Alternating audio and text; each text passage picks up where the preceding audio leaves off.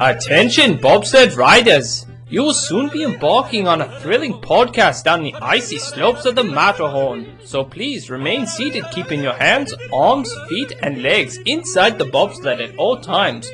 Auf Wiedersehen! Well, welcome to the Matterhorn Yodelers. No yodels today? Okay. No yodel. No yodel. We are brought to you by no sponsors today. No, not even mom and dad. Not even mom and dad. Can't even throw a $5 for the sponsor on this one. But alright, so we are brought here together. Well, let me introduce everybody. Or let me have everyone say their name. You go first. Jackie. Peter. And I'm Japheth. And once again, we are the Matterhorn Yodelers. And today's podcast is a defense of 3, let's be kind, less desirable attractions. One and done.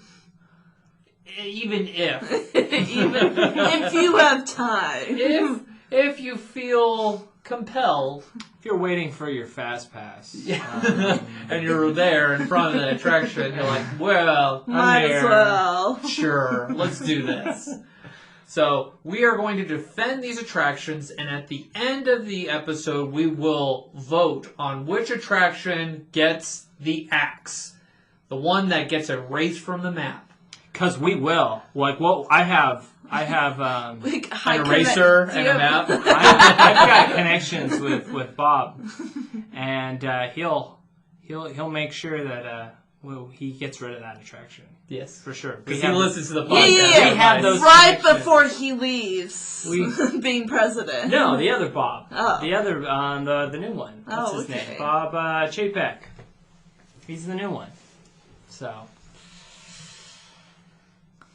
Okay. So, we're going to start off with Jackie's attraction. Oh wait, we have to say which attractions we're doing. That's right. So, Jackie, what attraction will you be defending today? Like Astro Orbiter in Tomorrowland at Magic Kingdom.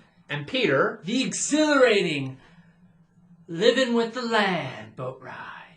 and I, Japheth, will be defending the Country Bear Jamboree. Yeah! So we're going to be starting off with Jackie's ride, the Astro Orbiters, and a brief summary. It is a spinning ride that basically you're in a rocket and you go round and round. And if you get motion sickness, that's not a fun experience. So on that note, Jackie, defend your ride. There's a little more to that. To the ride. It's a lot more special, I would say. It was called the Star Jet. So this was kind of Walt's inspiration. Walt kind of had the idea of taking the classic spinny ride and adding kind of a theme or a twist to it. And so that was kind of the theming of the Astro Orbiter, was taking a basic spinning ride and adding a little bit more magic, a little more Disney to it, and a theme to it. And so in 1994, though, it did switch over and rename and rebrand to the Astro Orbiter. The new and improved Astro Orbiter. Well, they added... You got a paint job. It has a Jules Verne look to it. Mm-hmm. And it's great because it's on top of the People Mover. Which everyone loves the People Mover. Oh, love it. It's like everyone goes on the People Mover because it's like the easiest ride. But on top of it is the Astro Orbiter, which is a really tall structure. It really provides height to the land, and kind of in the land it brings your eyes visually up. So you're looking actually up to it, because a lot of Tomorrowland is just buildings. No one wants to look at the floor, the concrete flooring of the Tomorrowland. No. Because the future is concrete. No, it's just visually appealing. It looks really cool as far as the design of it. So kind of the overview of the ride is you go up in an elevator that brings you, up to the ride platform, and you get into a rocket ship, and you spin around at a higher view. It's about 60 feet in the air, but it almost feels like 500 feet, to be honest. When you get up there in the Astro Orbiter and you crank the knob up all the way up to the top as they're spinning up, just like Dumbo, right? And you're tilting, and it feels like you're going to fall out. Yes. You are tilting. It's very high and scary. So I would honestly consider this an underrated thrill ride. Underrated. It is. Not a lot of people think Astro Orbiter is a thrill ride, but it kind of is. I kind of can go with that because I didn't know my wife was scared of heights the way she was until we got on that ride, and I was like, okay, let's go up. And I've never seen my wife is petite. She held my arms down. Like, I couldn't move the joystick to move the rocket up. She was so scared of going up as a result. So I can go along with It's an a thrill underrated ride. Sure. thrill ride. It is an That's underrated fair. thrill ride. And it's great because, it's a great ride to take, your 10 to, 13-year-old, the one that's I'm done with Dumbo. That's a baby ride. But you take the Astro Orbiter, and it's the same ride concept, but higher. You bet they're going to be scared. So it's kind of an elevated ride because of the height. But another great thing about it is it has a great view of the park. Especially at night, you have a great view of the castle if you can time it with the fireworks going on and the ride is going at the same time. Beautiful, because you get to enjoy fireworks and a ride. It's like a one-of-a-million experience. I would actually, I've told people to come back to the Magic Carpets of Aladdin when I was working there and tell them to come during fireworks because there's no line and you're riding a ride outside looking at fireworks going off. So I can say the spinning ride experience is fun with the fireworks and the evening time experience. And it's also great at Christmas time because, Cinderella's castle is decked out in lights. Everyone's trying to get tons and tons of photos. But it's a great place to go up in the ride and enjoy the castle and just enjoy the Christmas atmosphere or see a parade go by. It's just really fun and magical when you're up there. It also cools you off.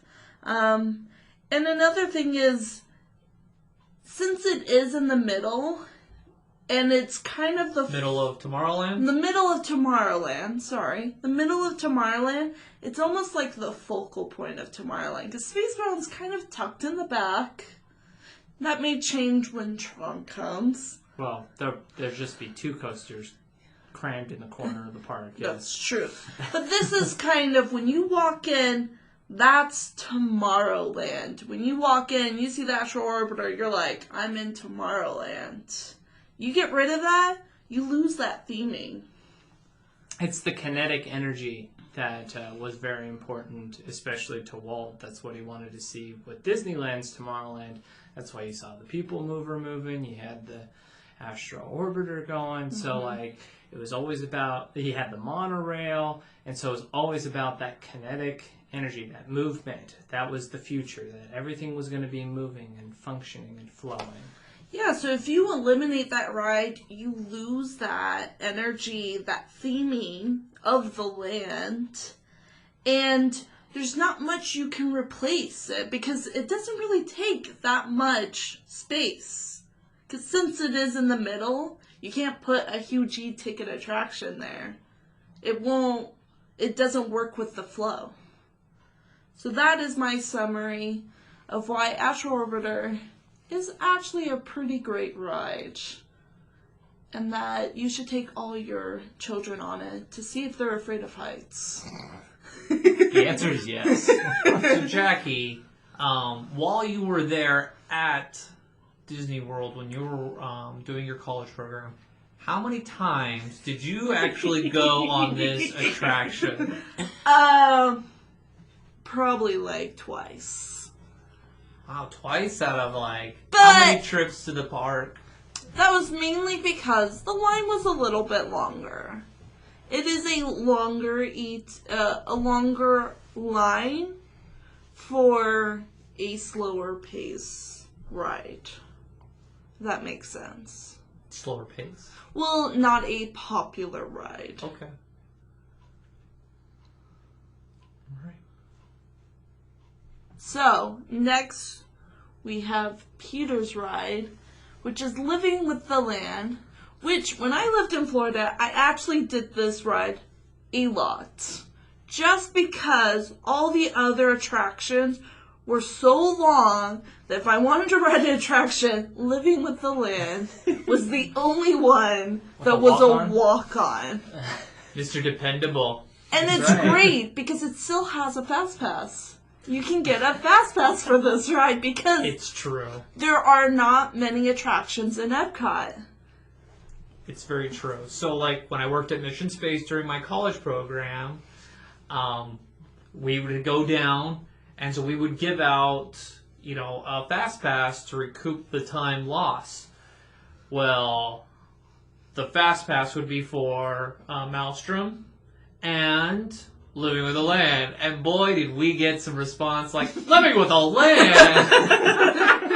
So, Peter, explain to us why people could react in a way like that to receiving a Fast Pass to Living with the Land. So Living with the Land, I'm not gonna lie, it's not the thrill ride of the century. So what it is, it's a boat ride where you basically look at a greenhouse for the most part. I mean, yeah, there's different sort of biomes and things like that. So you're looking at plants and them talking about plants.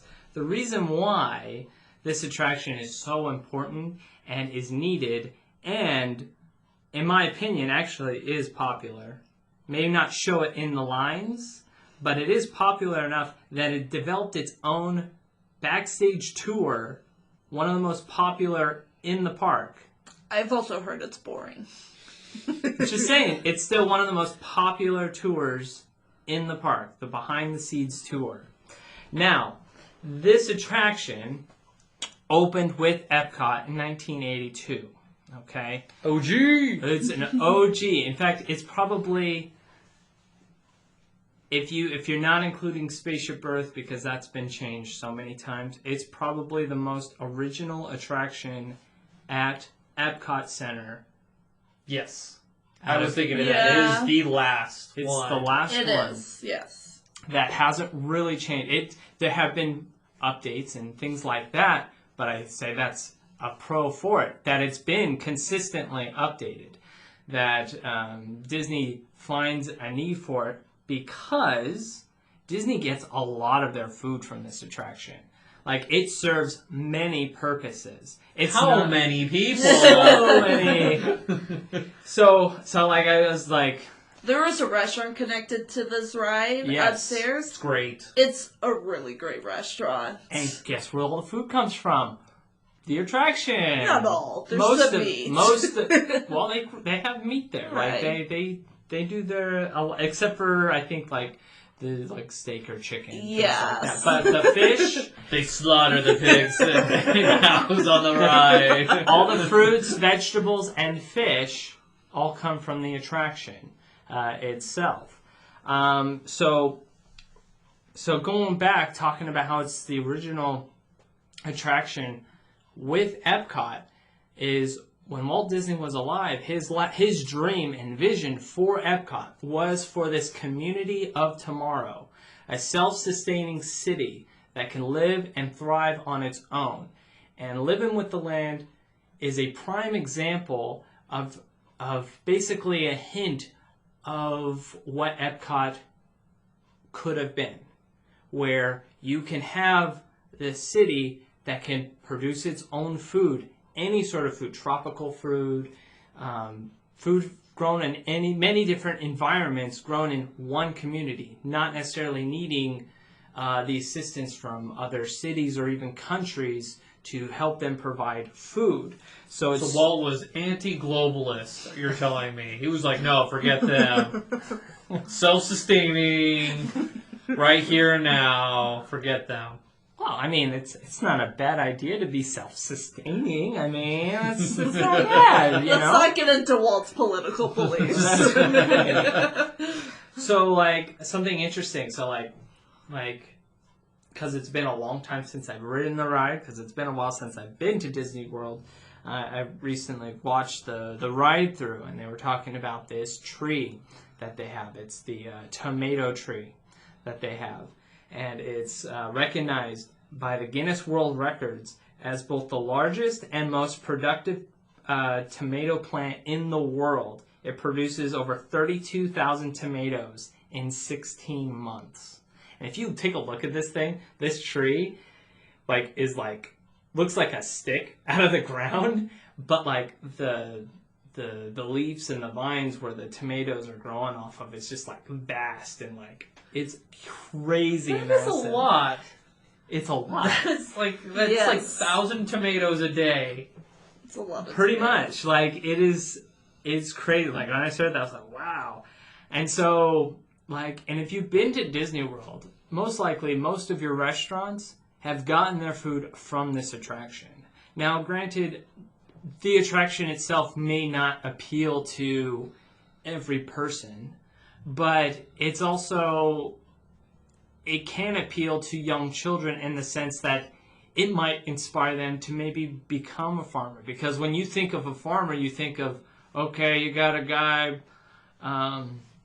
with this plow in the field, but what living with the land shows is that that's not the future of farming. That it's different. It's technological now. It's compact. You don't need to have these massive fields anymore to be able to feed large groups of people, and you don't need as much of this expensive equipment as you used to need 50 years ago. I do like that on the ride where they show you the soilless plants, so like how Yes. they grow them without. Yes. I was like, wow, that's crazy. It's crazy, to see the technology that they're using. In fact, they use, so the attraction is a demonstration, production, and a research facility. So there is actually, research being done here that's testing the literal boundaries and future of farming and plant growth for the future. And in fact, NASA is even working at this pavilion, in the land pavilion where the attraction takes place, to help provide means to grow plants for long-distance space travel, so that our astronauts of the future, when they go to Mars or wherever, that they'll be able to produce their own food when they're out in space. So when they get to Mars, they'll have 32,000 tomatoes ready for They'll them. have 32,000 tomatoes ready to go. Sure, that science checks out. Yeah, Elon Musk is like, So the size of the attraction is quite large. It's a very large attraction. They said it's roughly the size of Fantasyland, the Magic Kingdom. That might be the case before they expanded it. Yeah. I looked at it on the map. It's roughly the size of probably New Fantasyland. Okay. That's about the size of the ride portion, not the portion of it that has Soarin' over the world. Maybe if they're including that might be part of it, because that's pretty. Because it's a big pavilion. That's a very it's big. a big pavilion. So, sure, the ride may not be the most fascinating attraction, thrilling, but it's very informative, and it still holds to the original vision of what Epcot Center, when it opened in 82, was supposed to be about edutainment, to be educated while being entertained. I didn't make that word up. I've just been edutained right now. That is a word that they coined in reference to Epcot Center when it opened, that it was edutainment. And that's why all of it's been bulldozed except for this. Correct. Because this one stands the test of time, because it's actually relevant. Because all the other pavilions, Universe of Energy, let's just face it, that was just a very bad ride. Yes. Yeah. For the workers there, it was the hardest attraction to get into because all the old timers loved it because there was one job where you just have to push a button. But heaven forbid, you do not push that button, you would just shut down the ride. It was that immediately. So you see people with books and and you'd hear someone forgot to push the button, and sure enough, it was a big deal. So. But yeah, so you had that one, you had World of Motion, where eventually these sponsors would just fall off because they were privately owned, things like this. This is actually sponsored not only by companies but by universities, research facilities. There's real work happening here. And so to be able actually to witness this firsthand, to see the scientists working is really cool. And that, in my opinion, is why Living with the Land should last forever. I must say, it does have great AC, especially in the hot Florida summers. It's true. It works. Absolutely. So, now let's hear from the Country Bear Jamboree, the ride with the Chuck E. Cheese animatronics, where you hear them clicking, click, click, click, click, click, click, click, click, click, click, click, click, click, while they're singing their songs. Some of it may not be appropriate for children. This is true. I will bring up a song that I heard, and it kind of it made me chuckle as an adult. So, as Peter has mentioned, I will be defending the Country Bear Jamboree, which is in Magic Kingdom, in Frontierland. And in summary, it is not a Chuck E. Cheese ride. Chuck E. Cheese stole their idea, and Accurate. yes, and there is kind of a reference to it in the Goofy movie, and the Yes. possum, and it is not rickety as people. It's Disney, but yes, it is an animatronic from the 70s, and so when you're that close, yeah, you're gonna hear the clicks and the clacks. But so in summary, for those who are unfamiliar with this attraction, this is a stage show with 18 redneck country bears performing continuous string of songs that total at 13. And this happens over a duration of 10 to 12 minutes. It used to be longer, but they cut it out. They were just we can shorten this. Thank goodness. It's all about optimization of people's time. And they thought, you know what? People get the point at 10 to 12 minutes. So a little bit of history behind the Country Bear Jamboree. Let's hear it. Let's hear the history. Boom! It started off with Walt having the idea of starting a ski resort. Father Walt wanted Mineral King Ski Resort. And it was inspired from his time going to Switzerland and going skiing and seeing those Alp ski resorts. He wanted to do that in California, and it got approved. The federal government's like, okay, we'll do this, we'll build the road. And so Walt comes in, it's like, these people need entertainment. They got to add our Disney flair to it. So he goes to Mark Davis. For those who don't know who Mark Davis is, he is one of the creators, one of the leading forces for a lot of the popular attractions out there. Do you have some... He worked Pirates. Mansion.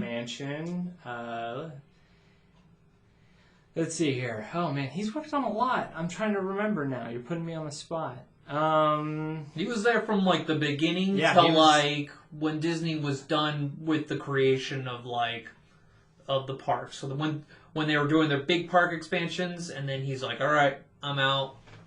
And so he was a go-to person for Walt for ideas, and was just he was. You knew you were great when Walt would come straight to you and be like, "What do you got?" And that was Mark Davis.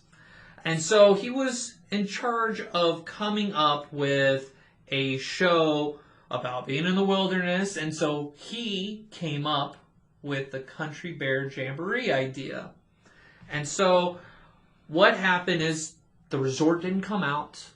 And the Sierra Nevada Club was like, you know what? We got to protect nature. This isn't going to do it. This is going to cause damage. And over a time period of litigation, the resort closed down, or it just didn't happen.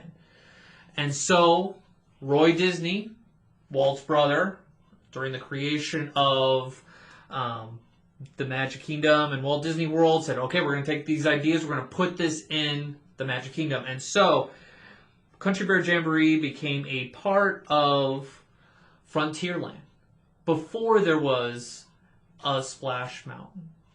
And I don't think Thunder Mountain was there when it opened too. Nope. So there were really only 3 attractions there when it opened. Country Bear Jamboree, the Shooting Arcade, and Tom Sawyer's Island for Frontierland. And it is an OG attraction for Magic Kingdom. Now, for my defense, like I said, it is an opening day attraction. There are only 13 remaining ones. And, you know, that's just, that happens. You know, we're going on 50 years next year. So it would just be sad to lose another one of those attractions.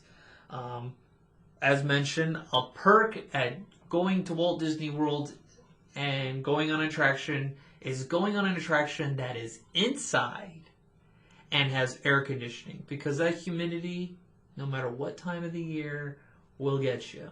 You'll be sweating. And what is great about Country Bear Jamboree is that it is a 10-minute attraction where you get to sit down and take in a show with a back to the seat. That is important. Yes, it's like, oh, back. Like, it is so hard to find benches and just somewhere that's cool to sit down and relax. And so that's what this attraction provides. It's just an escape and a place to rest to enjoy this show. As I mentioned, there are only so many attractions here. So eliminating the Country Bear Jamboree, what would you have? So walking from Liberty Square, Peter, you've just left the Liberty Bell, the boat that goes around Rivers of America, past the Liberty Tree Tavern, and now you're in Frontierland. Imagine there's no Country Bear Jamboree. You're essentially walking through what? A frontier shop. Pretty much. Yeah. That's pretty much all that's really there. Besides, there's Pecos Bill, the restaurant. The restaurant. Yes. And then you get to Splash and Thunder. But it's tucked away. So you're walking along here. You can't even get on to Tom Sawyer's Island. It's all centralized in this back corner of Magic Kingdom. So you have this long period of walking in Frontierland where it would be nothing. Nothing to pull people in. They were just like, oh, I've got to go to Thunder. I got to walk to the Frontierland. Essentially, it's like a Western Knott's Berry Farm facade that you're just like, okay, it's just the place in between if you lose the Country Bear Jamboree. It is kind of hidden, though. It is not... You don't see it easily, especially on a crowded day. I agree. You know, it is in between the corridor of Adventureland, one of the corridor, between lands, between Adventureland and Frontierland. So if you're leaving the Tiki Room or the Enchanted, or the Tiki Room and Magic Carpets of Aladdin, you'll go through and it would be, to the west of you, to the left, as you're entering into Frontierland. So if you go through that corridor, you can get there. But yes, you're right. It is camouflage. It kind of goes in with that Western frontier decor, and it can blend in with the brownness of everything. So yes, Frontierland. It's made of wood. yes, exactly. Yeah. Another fact about one thing we got to consider with Country Bear: it's the last running North American show. If we shut this down, it's in Tokyo. That's it. It's gone because Disneyland shut its Country Bear Jamboree in 2001 and put in Winnie the Pooh. And that brings me to my next. What would you rather have, Country Bear Jamboree or Mr. Toad's Wild Ride? Because that's what they were considering putting Winnie the Pooh at Disneyland. Yeah. So I'm just saying. And that's what I'm saying. Pick your poison. But you can't like rip out. They have Mr. Toad. I love Mr. Toad, and I wish they didn't get rid of it. But they put Winnie the Pooh there, and so that's what Disneyland put in place of Country Bear Jamboree. So what could you put in there? Because you can't put like a Toy Story themed Western like Woody. That would be good, but you already have a Toy Story land dedicated at Hollywood Studios, and you have Country Bear. So that's like. I kind of like, you have to come up with a new idea and hope it sticks with this kind of like frontier or just idea. Get rid of the Frontierland theme altogether. And that is a factor. It's like, Yeah. but at that point, you're getting rid of like a part of America, like what made America popular. So God bless America. Peter's saying is, if you get rid of Country Bear Jamboree, you get rid of Frontierland with that. And you get rid I of think so. And you get rid of America. Is that what you're saying? Get rid of America is what you're doing right now? That's what I think. No, I mean people love the idea of the cowboy and the mystique that it brought of like you're out on your own, you make the most of what you got. I mean, there was a romanticism around the world of the American cowboy, and to get rid of Frontierland would be kind of losing our American identity, I think, with that. I mean, we have liberties like Liberty Square.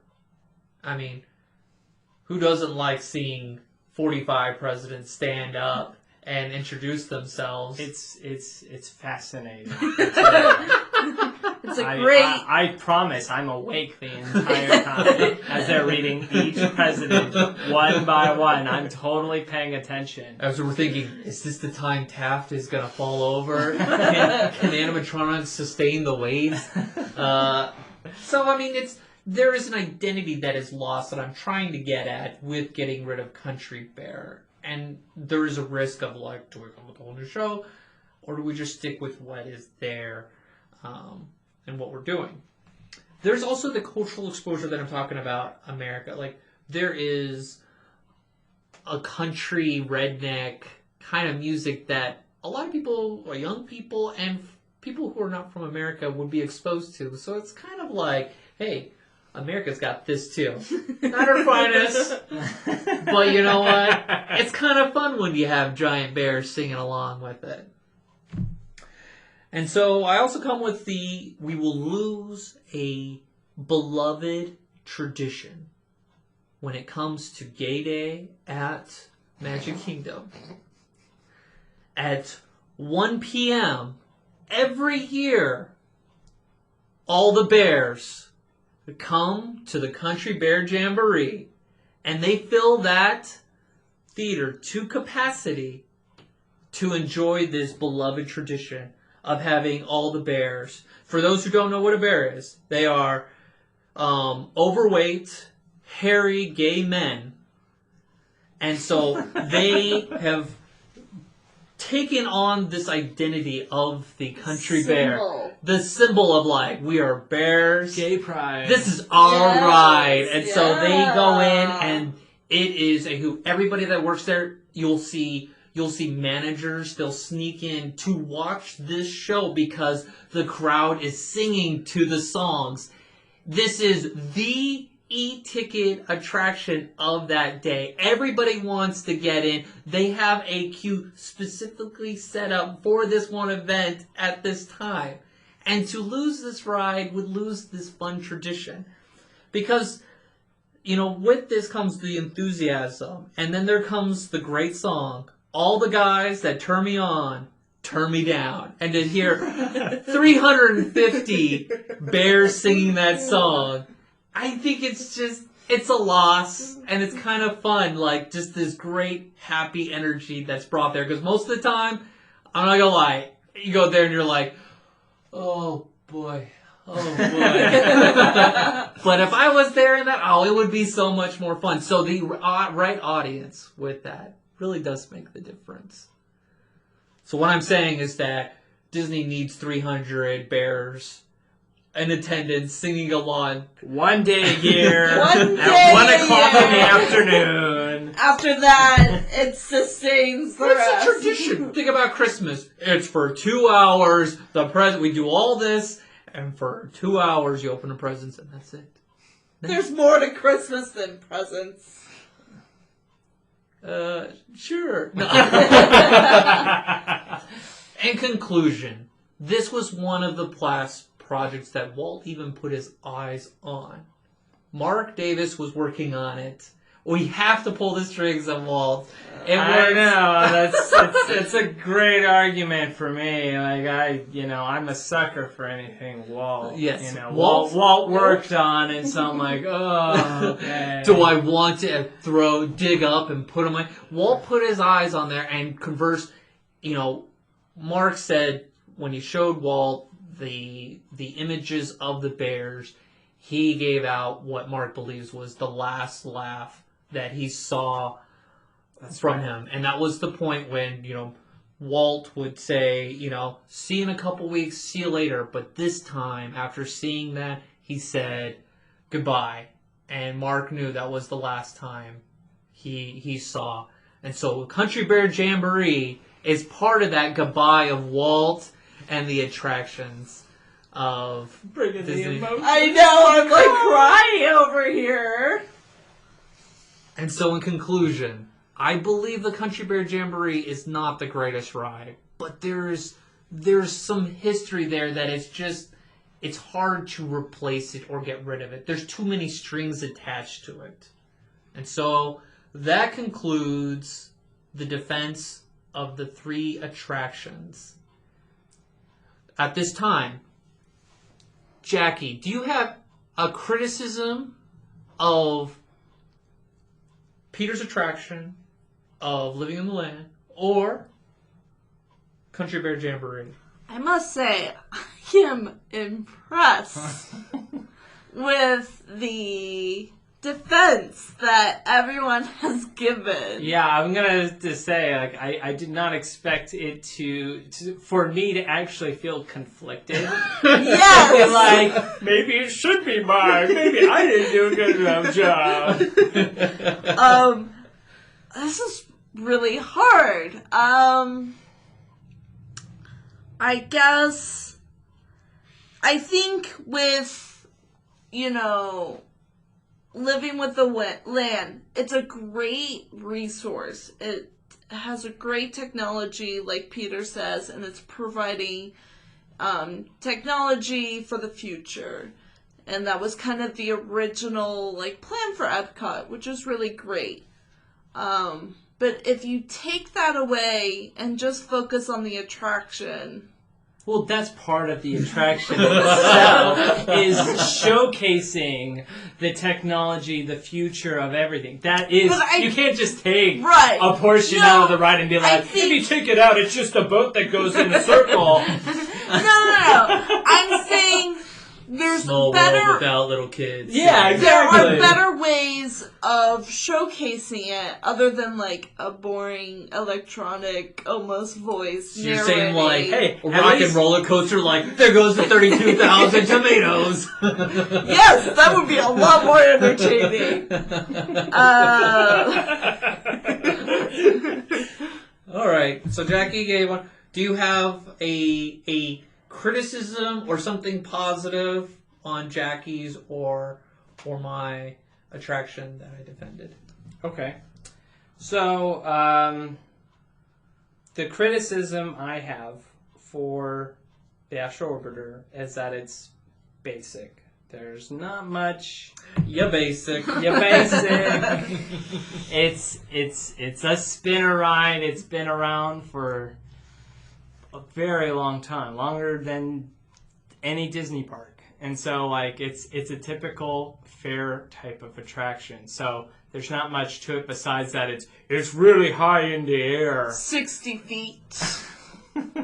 That feels like 600, right? 500. 500. No, I went way over. Clarify.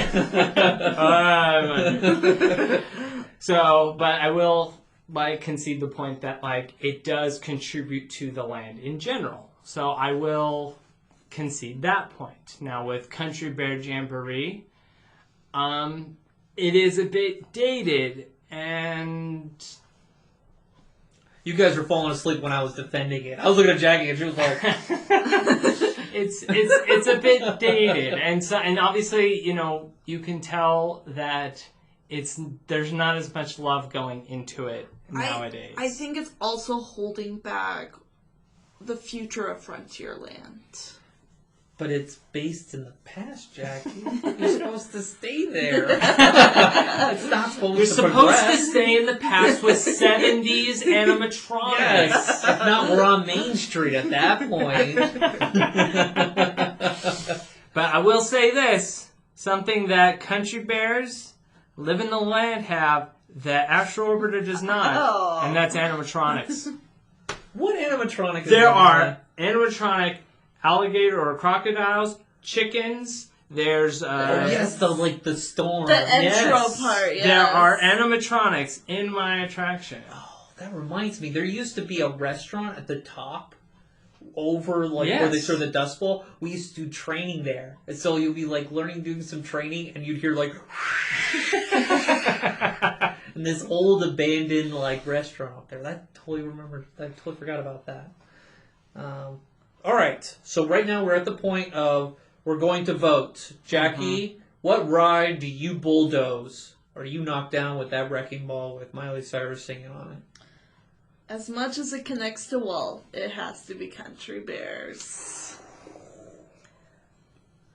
Peter. I'm very conflicted. Because I don't... Did you come in with a prejudice of what you throw down before?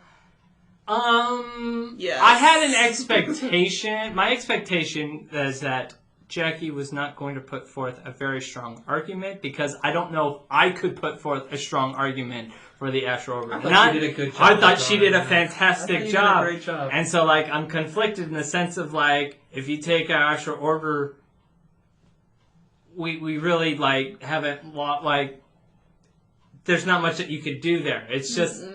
It's fine with where it's at. Whereas, Country Bear Jamboree, it's got that history to it, which I'm a big sucker for. And it's, it's considered Walt's last laugh. I'm shocked that you pulled that out. I was like, no, he didn't. He did not pull Walt's last laugh out. That was solid. And so... It's amazing what you can pull up with Country Bear Jamboree documentary into YouTube and Right. boom, it shows up. Oh, right, yes. absolutely. So... I didn't have that. Because I'm conflicted because I'm okay with the thought process of getting rid of Frontierland altogether. And so... It's easy to get to get rid of it. And so that's why I'm conflicted because I love the history of it, but I've got the Astro Orbiter there. I'm going to go against the Astro Orbiter. Whoa. And that was hard. I didn't think I was... that was hard. Because after I heard Jackie's argument, I go, well, there's no way Japheth's going to pull this off. And he did. He pulled it off. He pulled on the Walt heartstrings, and that's what got it for me. Sorry. Wow. It's all up to me to make a decision. Well, you can I'm make the a last tie. Three-way tie. I think you guys did a good job defending yours. Again, I was with Peter going that's going to be impossible to defend yours, Jackie. But you did. And the aesthetic aspect won it for me where I will not vote for you. And Peter, you brought in the learning, and this is the last aspect of Epcot that really remains of the Walt idea, and I think it should remain. And I am voting for my own attraction to be Bulldoze. I hate this show.